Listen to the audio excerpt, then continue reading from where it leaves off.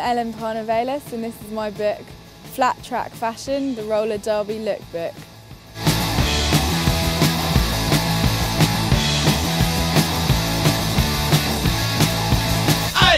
Roller derby is a contact sport that's played by two teams of 5 players. 4 players from each team are blockers and 1 player is a jammer.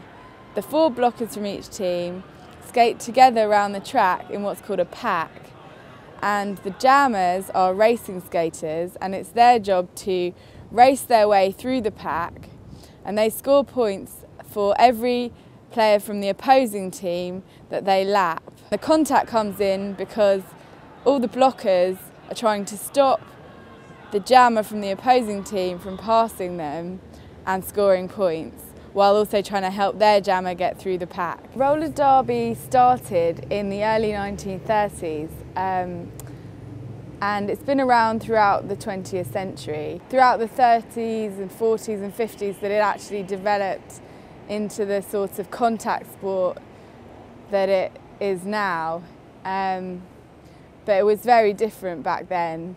There was a lot more sensationalist violence and it was a lot less about strategy and athleticism, which there's more of an emphasis on today. Fashion has always been a big part of roller derby and the culture surrounding it. Throughout the 20th century, some of the most famous players, such as Anne Calvello, were known for their individuality and big personalities, which they often expressed through fashion and the way they dressed. Anne Calvello in particular was known for having lots of outrageous tattoos and different coloured hairstyles, which was quite unusual back in the time when she was playing, especially for a woman. In the current revival of roller derby, fashion is still a really important thing. When the first Texas League started in 2001, all the skaters were encouraged to make their own uniforms and really express their individual personalities on the track. My favourite uniforms are, one of the London Roller Girls teams is called the Harbour Grudges, and it's a nautical themed team. So the uniform is navy blue and gold, and some of the different skaters adapt this uniform in different ways. Another London Roller Girls team is the Ultra-Violent Femmes, and I really like this uniform because its theme comes from Stanley Kubrick's film A Clockwork Orange. The fashion aspect of roller derby is really bound up with the idea of the roller derby name. In the current revival, a lot of players have adopted a name that they use on the track that's different from their own name.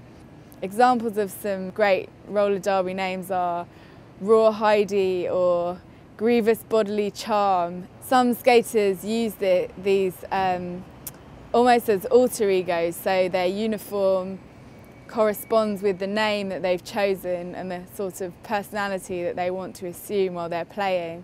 However, there are also lots of skaters who don't want to do this, because as the sport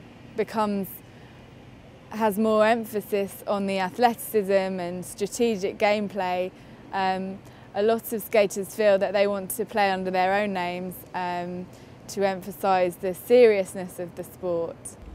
Some of my favourite looks are those that encompass some really good war paint style makeup. Tattoos are quite a big part of the fashion aspect of roller derby. I think this is because the current revival started from the alternative music scene in Austin, Texas. I really think for people who play roller derby, it's more than just a sport. And I'd even go as far as to say it's a way of life, because it encompasses everything, including fashion, music, politics, social life, and playing as part of a league really provides a whole community for the players. Aye.